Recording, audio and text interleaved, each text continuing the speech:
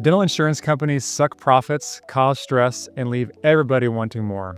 I want to tell you how me and my practice in less than 2 years successfully resigned from dental PPOs, and we now make more money, provide patients with better service, and cost them less money.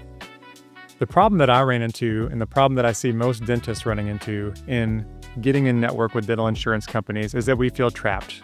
We know we need new patients. We know we need people to show up and come and see us so that we can help them get healthier and render services to them. But when we look at it at the end of the year and we look at our collections, we look at our profit and loss, we find that we have written off oftentimes hundreds of thousands of dollars because of this in-network fee and this third-party insurance company that has trapped us into a box that we have to operate within. In other videos, I've explained how in my dental practice, in our first year after starting up, we did over $1 million in collections and revenue. Is this great for a dental practice startup? Absolutely. Was I able to pay my staff, pay my bills, keep the lights on? Absolutely. Was I burnt out and tired? Absolutely. What I found was that this third-party insurance company dictated my fees. I wrote off hundreds of thousands of dollars, and I knew that I was not going to make it. I wanted to have a long career in this town that I had started my practice in. And if I was going to continue on this pace, I knew that it was not sustainable and something had to change. By implementing these 3 key strategies, we were able to successfully drop and resign from dental insurance networks while not losing a ton of our patient base that still had these network benefits.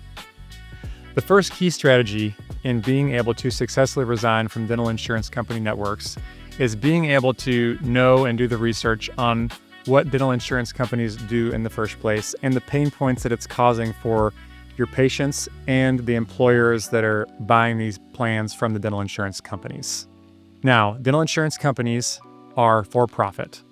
I don't have any problem with people having businesses that make money, but you have to recognize that these insurance companies get paid by collecting premiums from employers or individuals and by paying out as little as they can to keep more and more margin for their bottom line.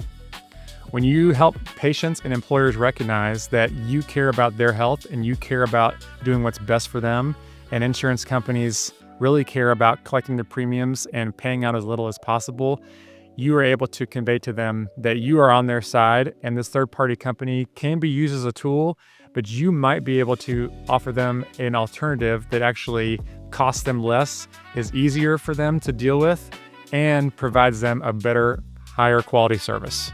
The second key strategy from successfully resigning from dental insurance companies is that you have to be prepared. This is not something that you'll do overnight. You need to plan ahead. For me, after my first year of ownership, we took a 6 to 12 month runway to think about how can we successfully resign from these restricted networks. You have to be prepared as a doctor, you have to be able to train your staff, and you have to know how to talk to patients about your relationship with them and how this third-party company is getting in the way. For me and my staff, we had continual conversations about things that came up with patients that said, how come my dental insurance company doesn't pay for this? I'm paying so much per month.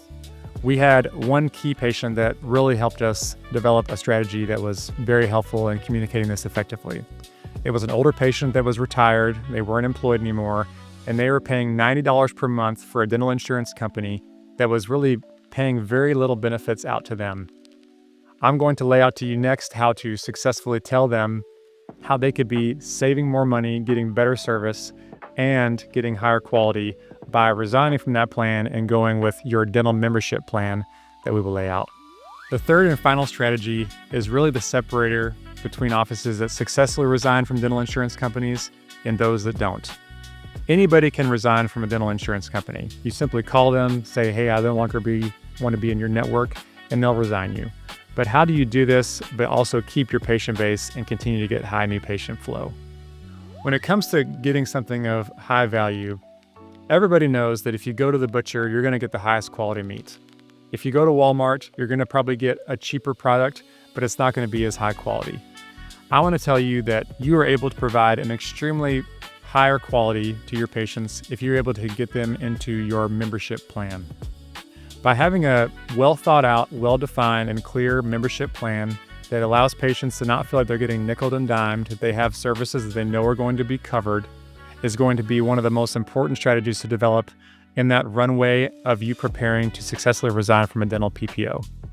And finally, you have to be prepared in the way that you are going to tell patients that you are going to be a non-restricted or out-of-network provider with their insurance company. You don't want to wait until they just get a letter from their insurance company and they start blowing up your front office's phone, or they start bombarding the front desk, asking a lot of questions.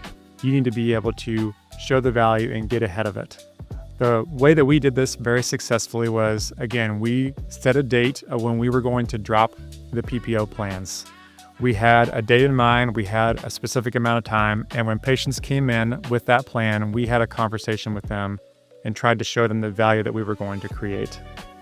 The second thing is we sent out letters. This letter was very well thought out. It introduced some common myths and lies that they were going to hear, because we knew that as soon as we dropped that network plan, that insurance company was going to send a letter to all of those patients telling them, you're no longer able to see this office. You will not be cared for in the same way that you were cared for before.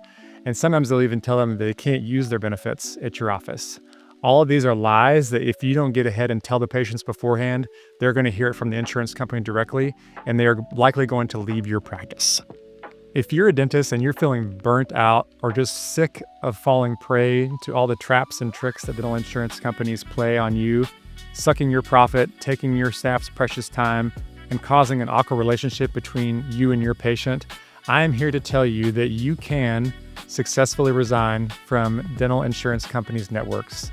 With the proper intention, the proper time runway, and the proper strategies, you can do this too, freeing up your time, just like me in my practice, where we take 8 to 10 weeks off a year. We do over $2 million in revenue every year, and we have a culture that we love coming to work, and we love treating the patients that we see because they value our services and we provide immense value to them. If you watched to the end of this video and you found value, I encourage you to stay tuned. We have a whole channel full of videos that provide strategies to enjoy your life more, enjoy your work, get high new patient flow without sacrificing everything that you do to dental PPOs. Thank you for watching.